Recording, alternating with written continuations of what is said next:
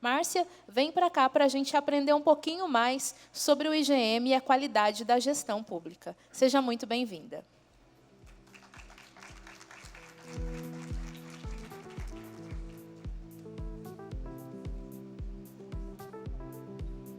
Obrigada.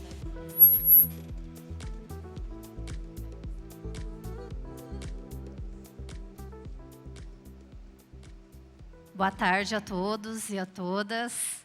É uma alegria estar aqui com vocês, representando o Tribunal de Contas do Estado de São Paulo. Eu vim falar um pouco sobre o IEGM e os trabalhos que o Tribunal de Contas tem feito com os dados desse indicador que se tornou um referencial para a gente nas auditorias de controle externo. Bem, primeiramente, qual é a definição do IEGM? O IEGM é um indicador de efetividade da gestão municipal. Ele foi feito para ser um indicador perene. O que é isso? Nossas fiscalizações são feitas todos os anos. E a gente tinha uma dificuldade muito grande de encontrar dados que fossem atualizados de acordo com as nossas fiscalizações. Então, por isso, a gente criou o nosso próprio indicador, para que fosse monitorado alguns aspectos do município todos os anos. Então, por isso, ele foi designado como indicador perene. A gente está com ele há 12 anos, né? Esse ano de 2026, a gente está coletando a 12ª edição aí do IEGM, e ele traz dados sobre os recursos públicos em 7 dimensões. Qual que foi o propósito da criação do indicador? O IEGM ele foi criado para ser um instrumento técnico. O Tribunal de Contas sempre fez análises de conformidade. Então, a gente olhava lá a lei, a lei é assim, o município está cumprindo a lei, cara crachá era isso. Tem os 25% da educação, né? O município cumpriu o gasto de 25% na educação? Cumpriu. Então está aprovada a conta. A gente quis analisar um pouco mais profundamente esses recursos. Então, não basta só gastar os 25%. O tribunal quer saber um pouco mais, quer ir além, quer ver o resultado desse gasto. O gasto na educação, na saúde, está tendo resultado para o cidadão, para os alunos, para os pais, para a cidade? É isso que o tribunal tem olhado nesses últimos anos com o IEGM. Ou seja, o IEGM ele não é apenas um questionário. A ideia dele não é ranquear os municípios. Ele não substitui a fiscalização. Ele traz aspectos técnicos, mas a fiscalização tem o olhar in loco para avaliar outros aspectos além das formalidades do índice. O IEGM ele não substitui o julgamento das contas dos conselheiros. Tá? O conselheiro tem uma visão mais holística do município, né? Ele traz todo o histórico da gestão municipal, nem sempre só do gestor, né, do atual gestor, mas até de gestões anteriores, para avaliar a evolução do município como um todo. Então, ter uma nota ruim no IEGM não significa que a conta vai ser automaticamente reprovada.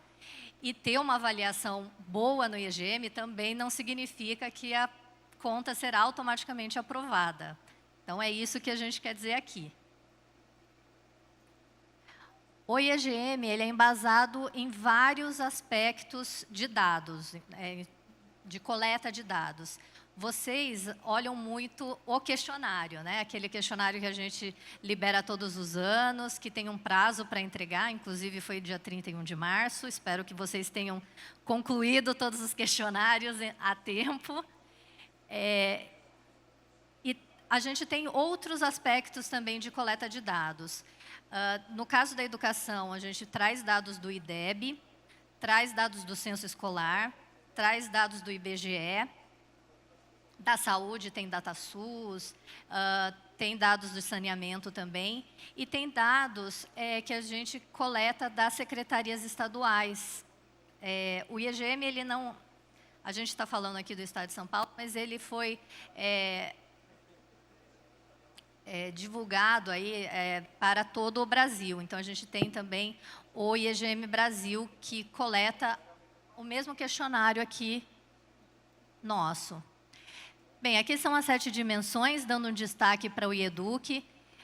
Ele tem o mesmo peso da gestão fiscal, da saúde e do planejamento. O IEGM, ele é ranqueado por faixas de resultado, né? A gente não quer saber quem é o melhor município, nem quem é o pior prefeito. Não é essa a ideia do índice. A ideia não é ranquear os municípios. É classificar por nível de risco. Então, tem a faixa A, faixa B+, B, C+, e C. Bem, trazendo dados da educação, nós temos aí as 4 etapas de ensino que são avaliadas no IEDUC. Tá? Lembrando que o ensino fundamental dos anos finais, a gente coleta esses dados, mas eles não têm pontuação por enquanto.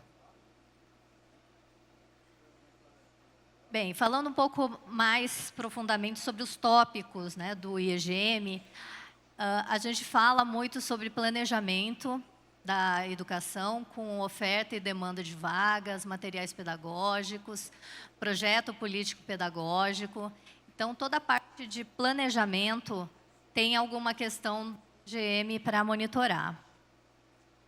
Financiamento da educação. Essa parte é muito importante, né, de onde vêm os recursos, como eles estão sendo utilizados pela secretaria.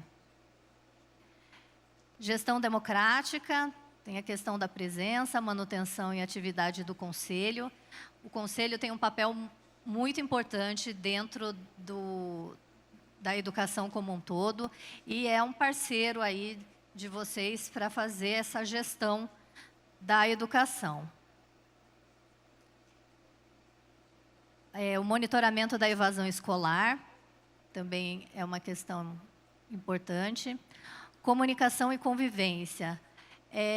A questão das reuniões com os pais, como que é esse contato, essa troca, né, entre escola e família. A gente tem esses atritos, né, onde começa a escola, da onde vai para casa. Está cada vez mais complicada essa conversa, então a gente gostaria de monitorar e tentar alinhar isso também no IEGM. A questão da inclusão, né, o combate ao bullying e a questão do atendimento pedagógico especializado para alunos com altas habilidades também. Então, a gente tenta monitorar todas as vertentes aí de inclusão. Qualidade da educação, muito através do IDEB, mas a gente sabe que os municípios também têm se especializado em monitorar mais de perto a qualidade do ensino dos alunos, né? Não esperar o IDEB, que é de 2 em 2 anos, para fazer as avaliações. A avaliação tete a tete ali com o aluno, de uma forma mais próxima, é muito importante para o desenvolvimento da criança. E a questão da educação integral. Hoje tem essa questão das 7 horas aí por dia, o estímulo de ter a criança na escola. Então, o tribunal também tem olhado e incentivado os municípios a aderirem à educação integral. Aqui também é um calcanhar de Aquiles, formação e valorização de professores, a questão de piso salarial, que é complicado a gente manter, tem a questão do teto da despesa, taxa de rotatividade, regularidade, controle de absenteísmo, tudo isso a gente tem monitorado E eu trouxe dados atuais aqui para vocês, para a gente poder conversar um pouco melhor com números. Estrutura e segurança, toda a questão de manutenção dos espaços, a VCB, né, que é muito importante para a questão da segurança nas escolas, e toda a infraestrutura de tecnologia, de acessibilidade, tudo isso é monitorado no IEDUC.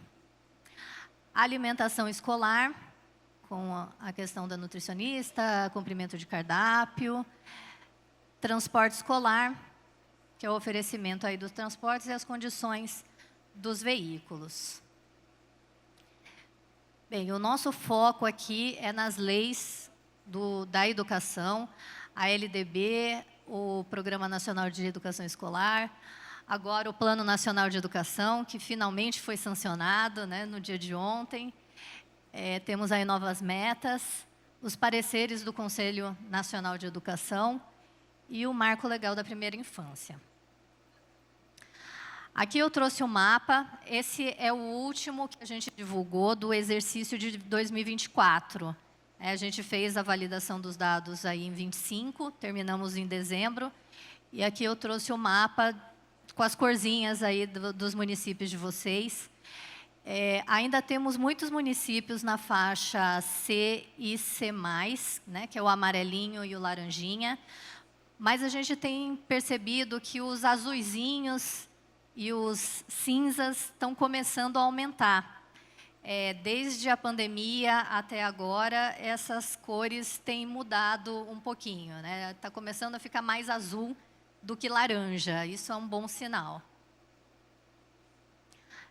E aqui a gente vê, né, a tendência aí de 2017 até 2024, que a tendência é de queda mesmo dos municípios nas piores faixas e um aumento dos municípios nas faixas maiores. A gente ainda não tem município na faixa A.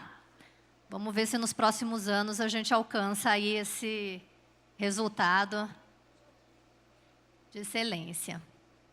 Bem, eu trouxe alguns resultados mais específicos de quesitos. Primeiro, falando de planejamento, um ponto positivo é que, apesar, né, dos quase 12 anos aí de plano nacional anterior, quase todos os municípios paulistas jurisdicionados ao tribunal, né, a gente tem 644, a capital voltou. A capital ela é fiscalizada pelo TCM, então os outros 644 são nossos. Só teve um município que não fez o Plano Municipal de Educação.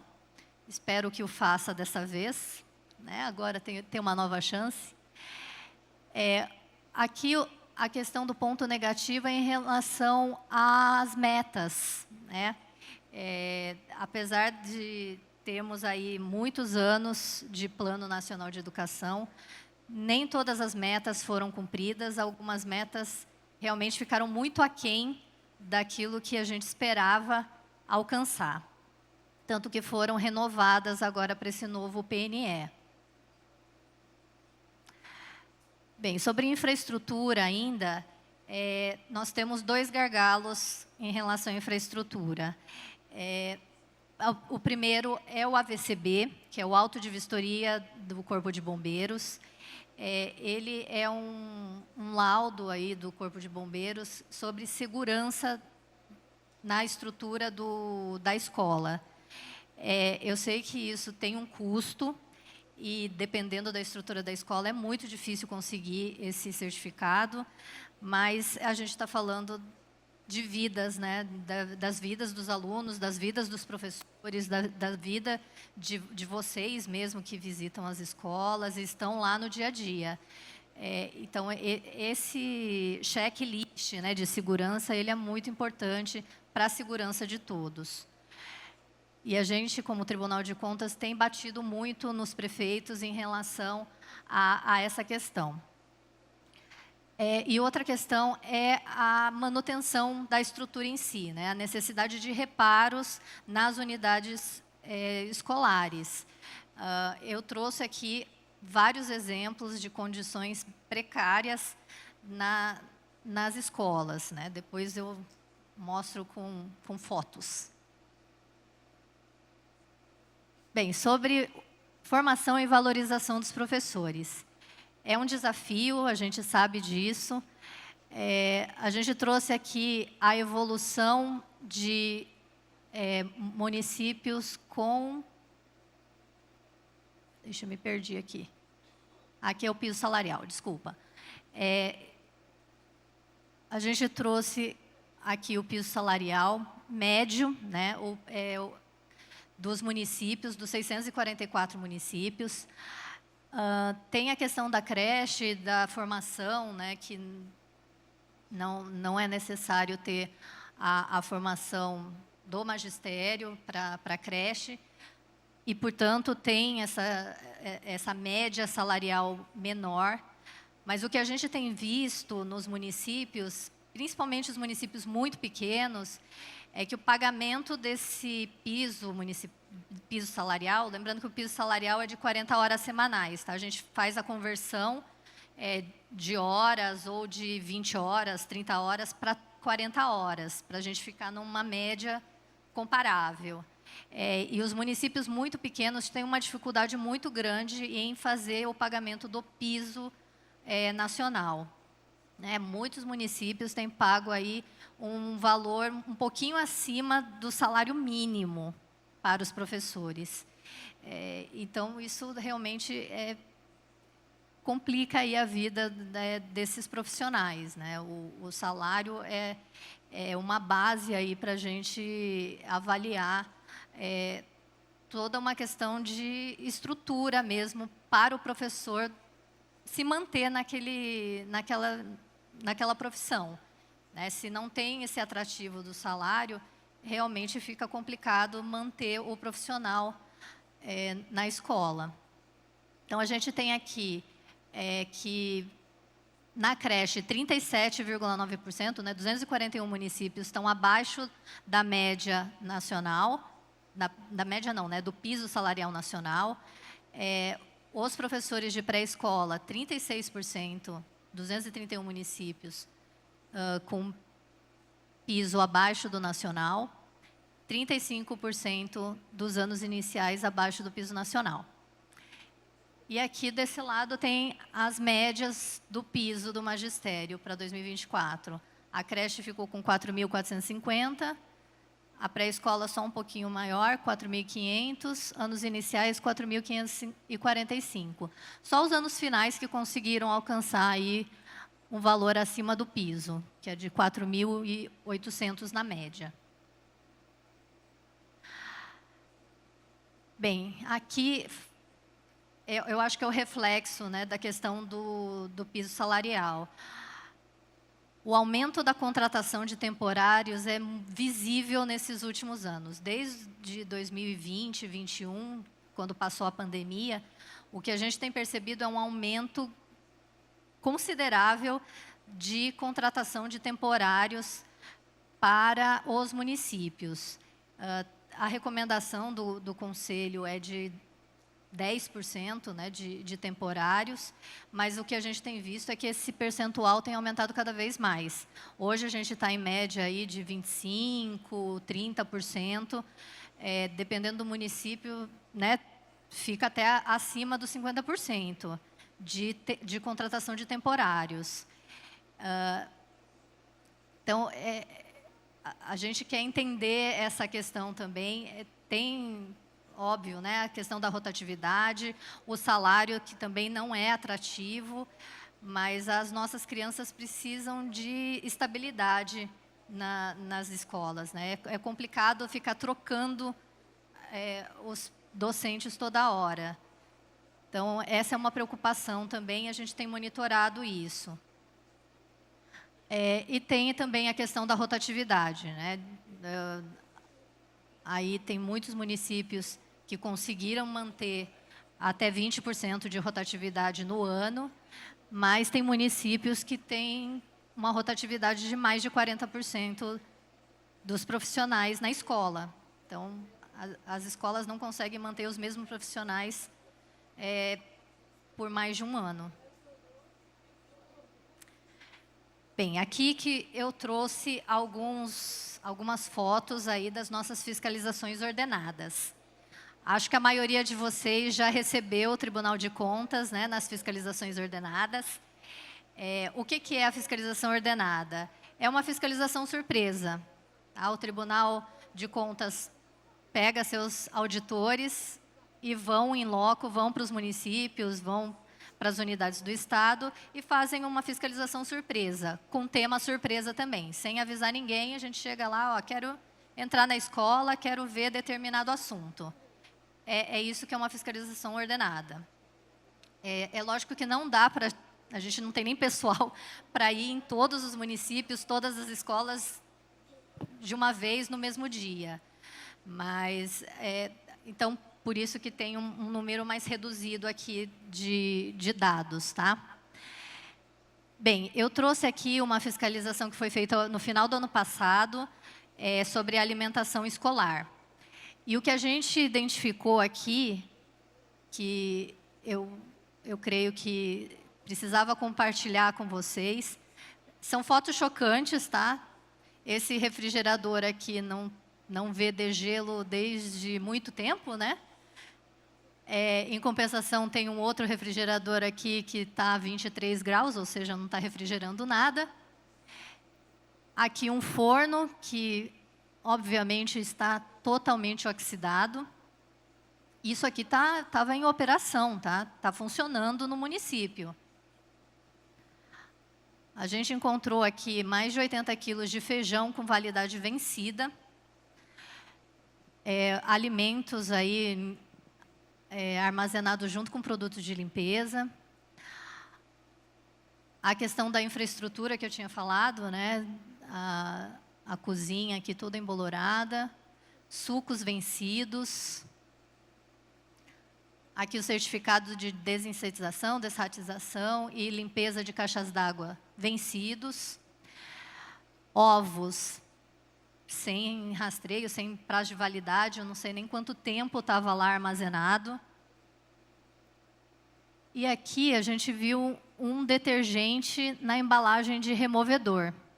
Você imagina lavar a louça com restos de removedor. Bem, então essa ordenada foi realizada dia 29/9/2025.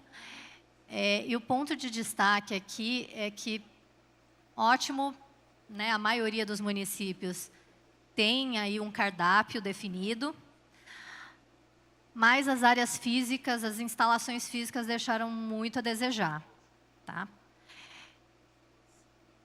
Essa aqui é outra ordenada que a gente fez nos almoxarifados, essa mais recente foi no mês passado.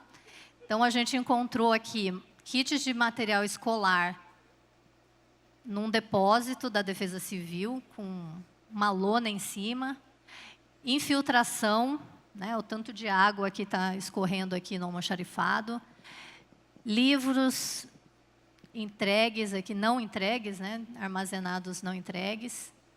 Olha a situação do almoxarifado, né, que perigo para o profissional que trabalha ali. Bem, equipamentos aí de informática também totalmente sujos, jogados, e sobra de livros e uniformes escolar do ano anterior.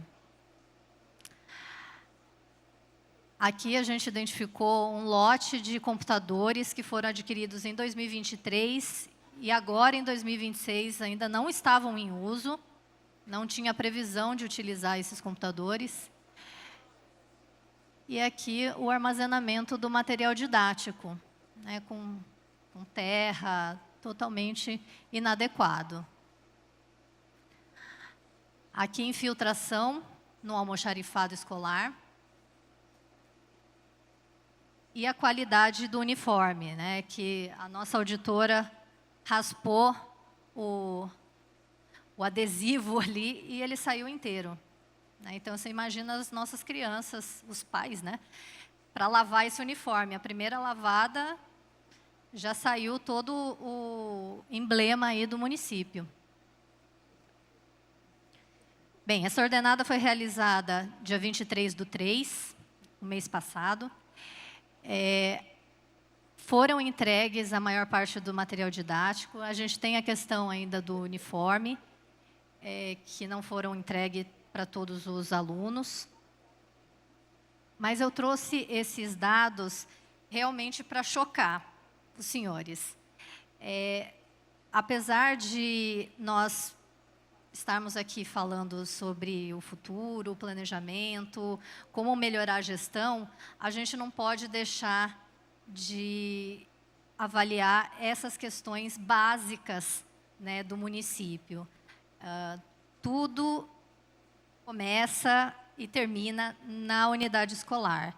Então, se o ambiente dessa escola ela não está apropriada para o aluno, para os professores, para a administração da unidade, fica muito difícil a gente pensar em qualidade do ensino, em melhorar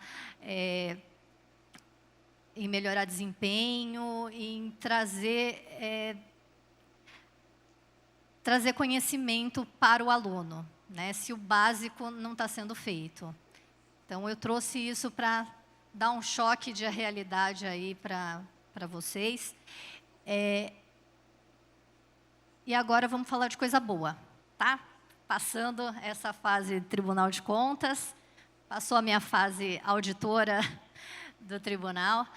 Só para contextualizar, né, para encerrar esse assunto, os prefeitos desses municípios aqui que foram identificados essas questões, eles já foram autuados, tá, já foram oficiados. O Tribunal de Contas irá nesses municípios, nessas mesmas unidades. Eu espero que ainda esse ano a gente vai ver a agenda, né, dos agentes, mas a princípio seria esse ano a gente voltar nesses municípios e verificar se foi resolvido essas questões ou se continua a mesma coisa. A fiscalização ordenada, ela tem um apelo também da mídia, né? A gente acaba divulgando esses dados para a mídia, então o pessoal acaba divulgando isso, cobrando mais do município para que essas questões sejam resolvidas mais rapidamente. Então, a gente espera aí que, até o final do ano, isso tenha mudado. Bem, próximos passos. Sobre o IEGM, a gente é um índice que se atualiza, né? Ele não é um índice estático, que é só uma metodologia e acabou. O IEGM, ele se renova de acordo com as metas e com as leis vigentes. Como a gente já tem um novo Plano Nacional de Educação com outras metas, para o ano que vem a gente deve mudar as questões do IEDUC, tá? Então, assim, não se assustem que a gente vai alterar algumas questões. Infelizmente, como aumentou o número de metas, muito provavelmente vai aumentar o número de questão. Infelizmente, não tenho muito o que fazer. O que a gente espera é, assim, o Ministério da Educação tem monitorado boa parte das metas.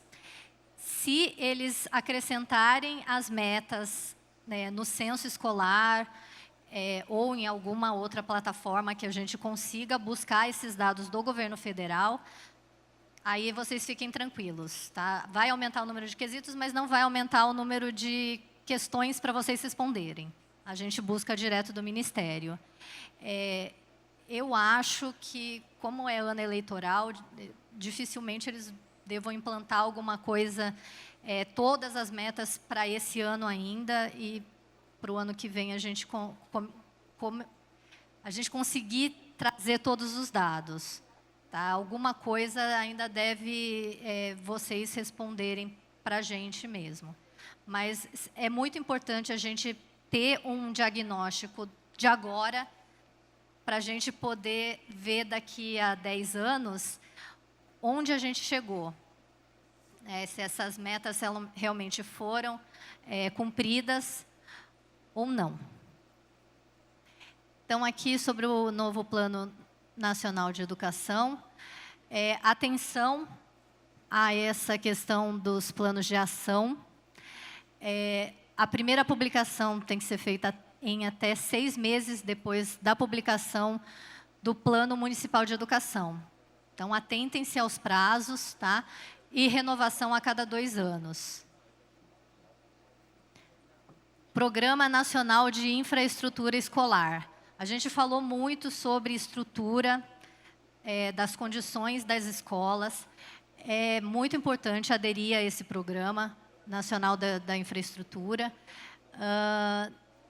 85% dos recursos para a educação básica, né, que é o nosso core aqui. Então, boa parte aí dos recursos vão ser para a educação básica. E ficar atento à alteração das metas. Eu trouxe aqui um comparativo do que era o plano anterior versus o que é o plano agora, esse que foi sancionado. Eu acho que vai ficar a apresentação para vocês depois, né? Então, assim, eu não vou ler um por um aqui, mas fiquem tranquilos que vai ter esse comparativo para vocês consultarem depois. Mas tem todos os assuntos aqui, meta por meta, o que tinha, o que não tinha, o que era e o que vai ser agora. Então, esperem que o IEDUC deva vir mais para cá.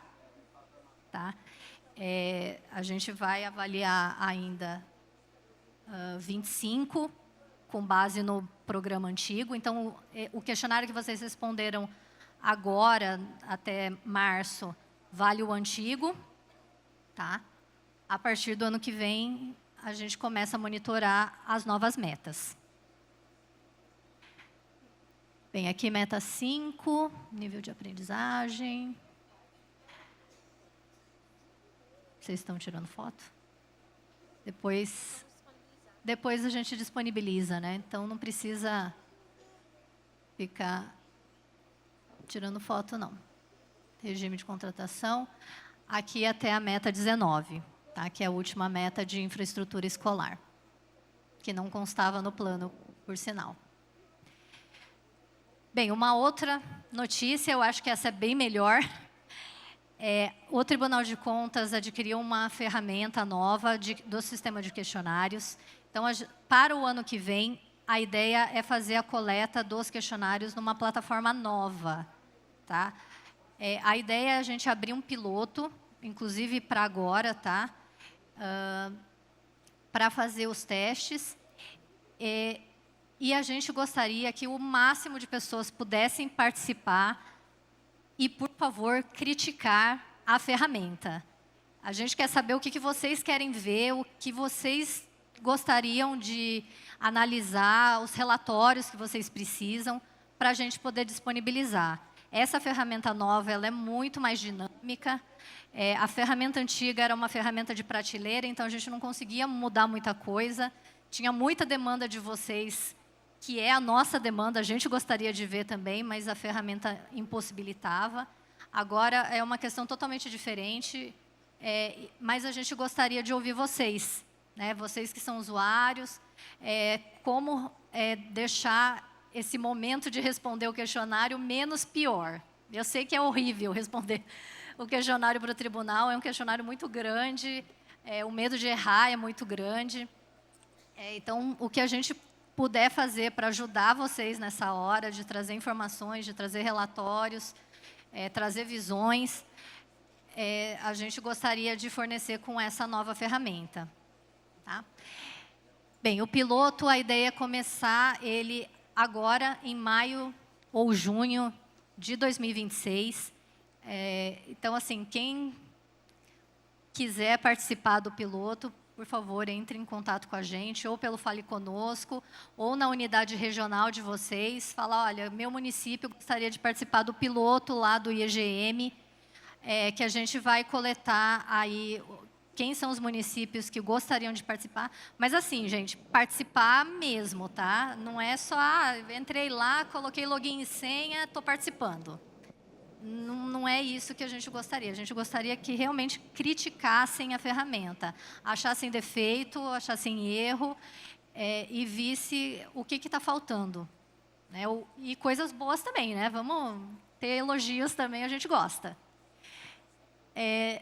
Bem, fora o piloto, nós iremos fazer treinamentos, tanto presenciais quanto lives lá em São Paulo. O presencial a gente está avaliando com a Escola de Contas, mas a ideia é fazer pelo menos 2 no interior de São Paulo. Então, não ser só na capital, a gente fazer também no interior. A gente só está avaliando o local para tentar trazer o máximo de pessoas possíveis. Mas aí a gente avisa, tá? Aqui na atenção, comunicados ao DESP. Comunicados ao DESP vai trazer todas essas informações aqui. E outra coisa que eu queria deixar vocês tranquilos, que essa coleta aqui é no questionários, no sistema antigo, tá? Quem ainda não concluiu os questionários, é para concluir no sistema antigo, tá? Não está aberto o sistema novo. A gente só vai liberar o sistema novo para o pessoal do piloto esse ano. O resto, todo mundo só vai ver a ferramenta nova em dezembro, tá bom? Então, por enquanto, tudo no sistema antigo. Sistema novo, a partir de dezembro de 2026, a gente vai liberar aí os acessos. E é isso. Acho que tem um tempinho ainda para perguntas. Quem quiser questionar alguma coisa. Márcia, nós temos algumas reflexões aqui importantes para fazer com você. Primeiro, agradecer a sua presença em todos os fóruns da Undime. A questão do IGM é sempre tratada, porque esse não é um desafio e uma responsabilidade dos municípios somente de agora, né? E é muito contributivo quando você traz a importância do IGM para a gente, quando você compartilha conosco a forma como o Tribunal de Contas vem lidando com isso. Mas eu acredito que você notou durante a sua fala, em alguns momentos, que nós ficamos um pouco mais movimentados com a sua fala. Justamente porque, enquanto secretários de Educação, a gente tem uma grande responsabilidade em tentar cumprir com tudo que é determinado, mas também nos deparamos com as especificidades de cada município, que é bastante importante. Então, quando você traz um piloto do IGM para a gente, nesse piloto você fala assim, olha, dirigentes de ensino, equipes técnicas, participem, questionem, tragam sugestões. A gente se sente muito feliz com essa fala, justamente porque existe, às vezes, uma dificuldade e até um distanciamento entre aquilo que a gente precisa realizar, o que o IGM nos cobra, o que o Tribunal de Contas também se posiciona, né, junto aos municípios, e a grande realidade que nós temos no nosso município no dia a dia. Uma das pautas que você trouxe, que foi fundamental, se você pudesse falar um pouquinho mais com a gente sobre isso, é a questão dos servidores temporários. Porque, de fato, quando o IGM olha para os números, quando o tribunal olha para os números e vê os servidores temporários, a gente simplesmente pensa assim, olha, nós estamos com muita gente, deveriam ser efetivos.